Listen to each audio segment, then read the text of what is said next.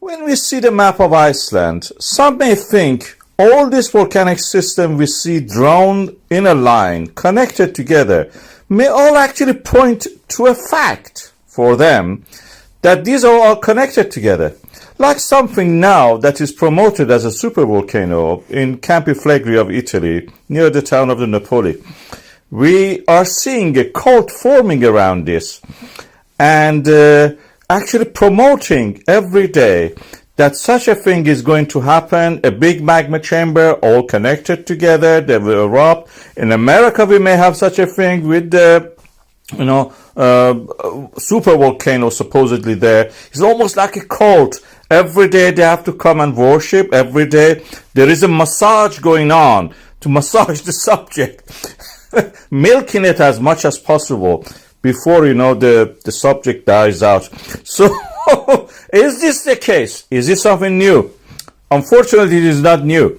In the 19th century, and we have evidence for that in the form of a story by the Jules Verne called Journey to the Center of the Earth.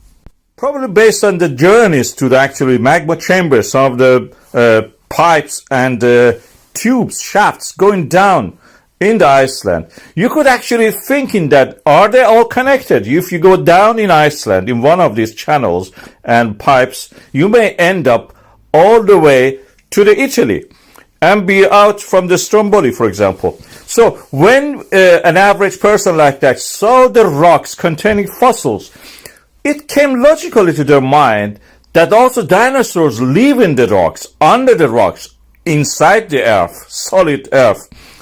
As we know, these are just dead animals. We know that. We know a lot since then, and what we know is mostly related to plate tectonics, where the continents collide, gather in one point, and then separate. The forces which are causing this are coming from the deep within the earth. We have a mantle of the earth going through convections.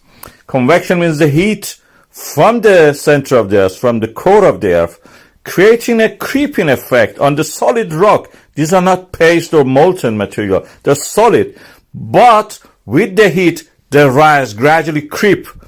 And these creeps create this kind of convection cells, behaving as if like paste. They are not paste, they are yet solid. When they reach near the crust of the earth, they create earthquakes, and separating the seafloor caused by this create volcanism that we see.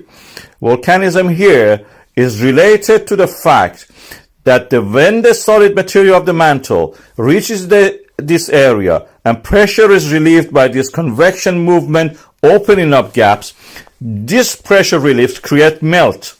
And the melted material we call magma, if it finds a way to the surface, erupts as volcanoes.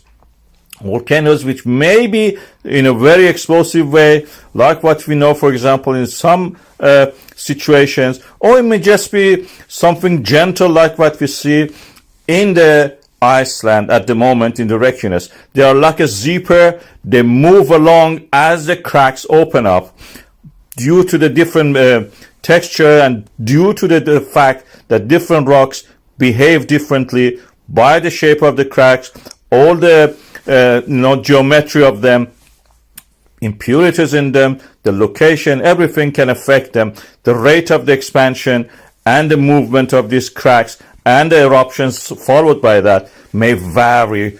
Due to this, we may have at one end, like what we had in the Kraftfla in the 1975 to 1984, which is to the extreme north part of these cracks happening and then ceasing activity. Then 20 some years later in the Reykjanes Peninsula, we see a new phase of this. The zipper starts again from there. 2021 to present, this continues. Fagradalsfjall, Svartsengi are continuing this. What affects this is the availability of the magma, and that magma must be present there. Magma in the form of the pressure relief rise into the, causing the mantle rise to the near the surface, and then melt, and then erupt as volcanoes. And also the mechanical properties of the lithosphere, or the earth crust. In that location, most of these eruptions happen actually in the Eurasian part of this plate margin in the Rekunus Peninsula. That is interesting observation. So we have to learn still a lot about this. This is not 20 or 30 year cycle. This is one of the things that you can put forward. Maybe there are more than that, 200 years, 800 years, 1000 years cycle.